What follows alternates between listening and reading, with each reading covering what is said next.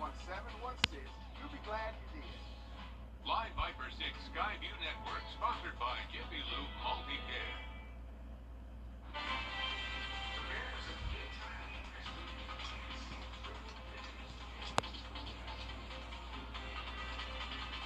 Right now on News Channel 6 at 5, accusations against Burke County Sheriff as he tries to take control of his office's budget. We'll have a live report. Plus, city leaders meeting to discuss better ambulance service. What topics are being brought up coming up? And the efforts to raise money for the Fort Gordon Signal Museum. A lot of history there as News Channel 6 at 5 starts now. Live from Television Park, this is Wjbf News Channel 6 at 5. Good evening, everybody. I'm Brad Means. And I'm Jenny Montgomery. Thank you so much for joining us. Coverage you can count on begins in Burke County, where the sheriff, Alfonso Williams, is talking about allegations made in a local newspaper in Waynesboro. The paper reporting that he refused to turn over more than $400,000 in grant money to county commissioners. News Channel 6's Ashley Jones is live in Waynesboro tonight. And Ashley, the sheriff says those allegations are offensive. That's right, Jenny. He said during a press conference earlier today that article from the True Citizen is one-sided and it's actually written by someone who works for the county. Now, he does admit that he is refusing to turn over those funds, but he says county commissioners have no right to that grant money because they were not a part of any of the negotiations for it. Now, that grant money comes from the Waynesboro Housing Authority and Plant Vogel. The sheriff denies the funds were being misused, saying the money was only used for sheriff's office business. Statements show that payments were made to his daughter, Chandler Williams, who the sheriff says was a paid intern, just like all the other interns who come through Burke County Sheriff's Office. Now, the county attorney says commissioners are not alleging the money was misused. They just want to make sure it's being correctly budgeted. Unlike the sheriff, they don't want to have to file a lawsuit. They're bending over backwards to try to work with the sheriff to get him to voluntarily make the right moves. That's why they've asked for him to turn the grant money over. They haven't sued him. That's why they have asked for him to show these records. They haven't gone to court to try to force him to do it. So they're bending over backwards not to have to do what the sheriff did. That's file a lawsuit. Now, Sheriff Williams also claimed that the county commissioners cut the sheriff's office budget by $750,000. He says that it was an act of retaliation for that mandamus action that he filed back in April as a way to gain control over the Burke County Sheriff's Office budget. But the county commissioner's attorney says that is actually not true. He says that the county commissioners have actually increased the sheriff's office budget by almost 90%. I'll give you a full look at those bank statements coming up at 6. But for now, live out here in Waynesboro, I'm Ashley Jones, WJBL, News Channel 6. A 10-year-old boy recovering tonight after he was accidentally shot at a local townhome complex yesterday. The Richmond County Sheriff's Office says some children were playing with a gun inside one of those townhomes. The gun somehow went off and the child got hit in the leg. Well, Melinda Johnson was on her front porch when she heard that shot fired. We was looking around to see where it was. It sounded like a little pop. Little boy running out the door, you could see the blood shooting out. And he was calling his mom. So he said, help me. So I went over there and helped him out. Johnson did help the child, rendering life-saving aid to him, and deputies say he will be okay. Georgia Attorney General Chris Carr has announced the leader of a new gang investigation unit. It's the first of its kind in the Peach State. Kara Confrey will build a team whose mission is to make Georgia streets safe from gangs. The unit will perform several duties, including helping small-town DAs who need the manpower and expertise that bigger counties already have, and stepping in when local prosecutors don't take a stand on gangs. Washington County leaders now taking action after 2 people were killed at a Freaknik event at a park in Sandersville. News Channel 6's Dearnisa Jefferson has more on why county leaders say that park is problematic. Concerns over violence and safety at the Larry Mitchell Ballpark have gained the attention of commissioners in Washington County. After a recent double shooting, county leaders are now taking legal action to shut the park down. Every big event that they've had, law enforcement has been called. Neighbors and law enforcement say the park has been the source of traffic, noise, and violence concerns. The county attorney has filed a lawsuit against the owners of the park to get it shut down. Over the past few years, it's gotten ridiculous with all of the traffic, the loud noise, and all the problems at the park.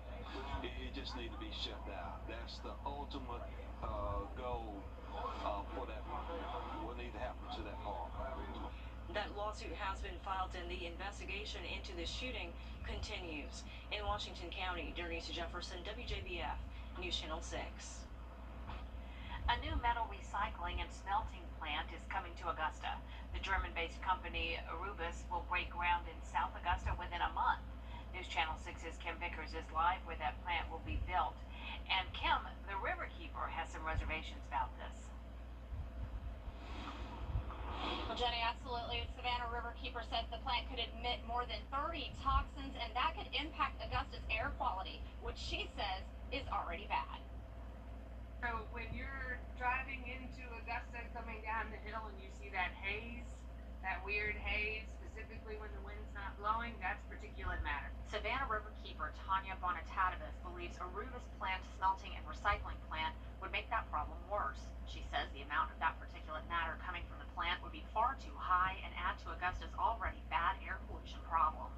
The American Lung Association was here not too long ago saying, you guys, you got to do a better job. The Economic Authority president states that the EPD would approve the facility if there was a real danger. He says the economic benefits of having a Wjbf in Augusta outweigh the risks. That is a commitment of them to invest somewhere between 340 and 740 million into the Augusta economy. They have committed to 150 jobs in phase one, with more jobs added in each successive phase. Ray toured a Wjbf plant in Hamburg, Germany, and came away impressed with the company's commitment to environmental safety.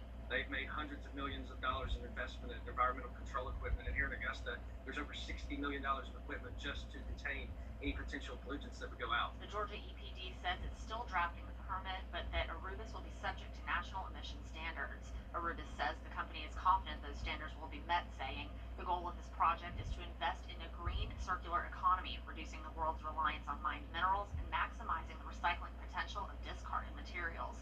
The Riverkeeper says she'll believe it when she sees it. Those are pretty words. That's my response. Those are pretty words. Now, the Riverkeeper encourages people to do their own research, and we have links to some of that information over on WJBF.com. At 6 o'clock, we'll take a look at another major concern she has about the plant. Live in Augusta, Kim Vickers, WJBF, News Channel 6. Augusta leaders focusing on ambulance service as they get set to start talks with Gold Cross. They're going to sit down with the company tomorrow to talk about a new contract. But city leaders this week did vote to have 4 commissioners join those negotiations, and some say that's a bad idea. Commissioners should never be part of any contract negotiation. You know, that's why we have attorneys, that's why we have professionals through the city that handle these types of things. To me, the commissioners being there, it's going to be a distraction. One issue to be included in the talks will be an increase in the subsidy the city pays Gold Cross. Right now, that's $650,000 a year. Gold Cross has requested double that. It is time now for a first. All right, Tim, thank you. Fort Gordon is looking for community support to keep the Army Signal Corps' history close to home. But a 5K run to help support the effort was recently canceled.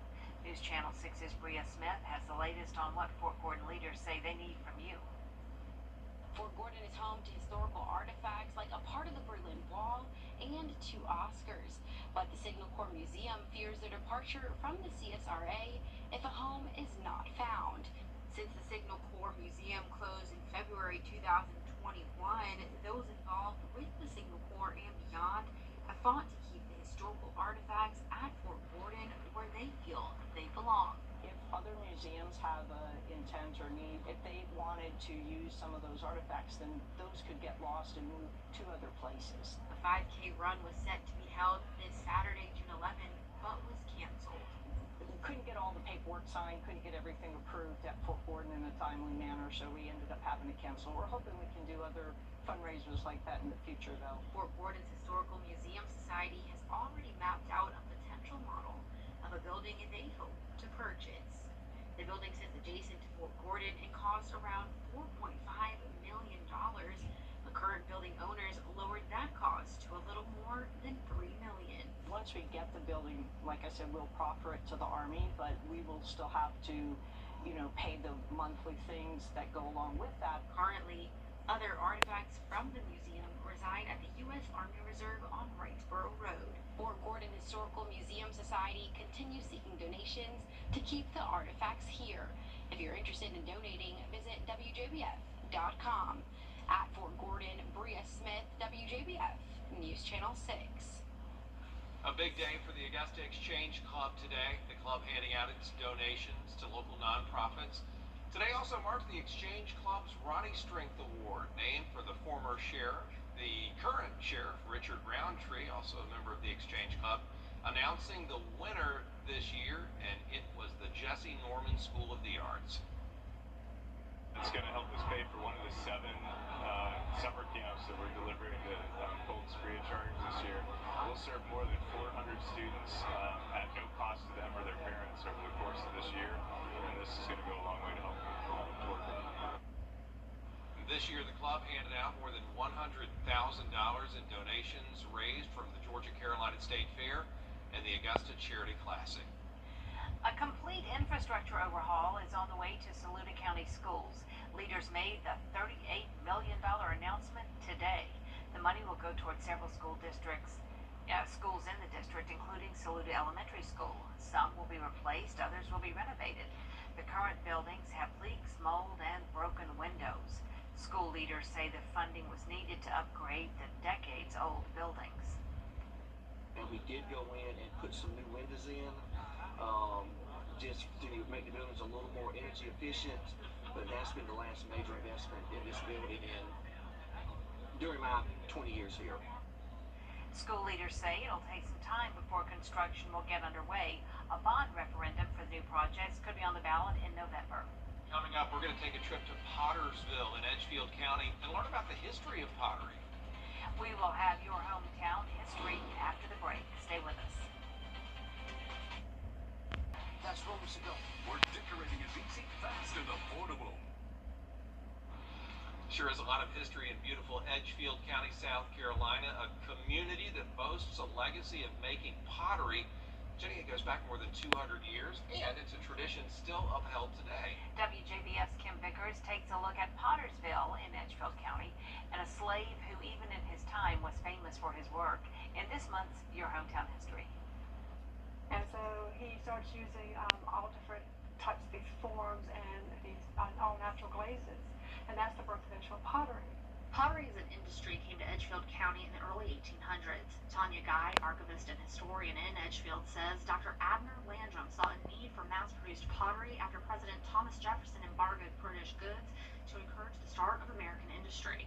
He built a town called Pottersville, using slave labor to run the business. Tanya's husband, Justin Guy, is a master potter. He says one slave in particular became famous for his work, even in his time. Dave the Potter, my personal hero. He is very well educated, we believe, by the Landrums. So Dave could read and write at a time when he could have been punished, but wasn't. Dave the Potter, or David Drake, was born in Edgefield around 1801. He was well known for his large pots and jugs. Some could hold 40 gallons of liquid. But he was best known for the words and poetry he inscribed on some of his pieces. Some say it showed he had a bit of a rebellious side. But the weight of that, the constriction on Dave, is what made him push back on that weight that was in his life, and because of that, he became strong. And his strength is what is exhibited through these words on these great vessels that we have still today.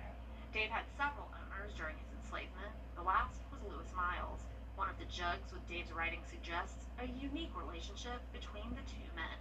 The joke of which you mentioned, LM says this handle will break, and it's written right down the handle. So obviously the handle did not break. Otherwise we wouldn't have that little sparring, that verbal sparring between slave and owner, which is a very, very unique window into that relationship. The most recent sale of Dave's work was purchased at auction for more than $1.5 million. For more on Pottersville and Dave the Potter, including theories of how he lost his leg, head on over to Wjbf.com. Hey Edgefield, that's just part of your hometown history. In Edgefield, Kim Vickers, WJBF, News Channel 6. Up next, a look at the forecast. Stay with us. And there's more. A donut shop that offers more than just sweets. We'll take you there in a moment. All right, Tim, thanks a lot. Coming up, we're going to take you to a savory donut shop. From donut burger to donut sandwiches. We'll show you what else they have to offer right after this break.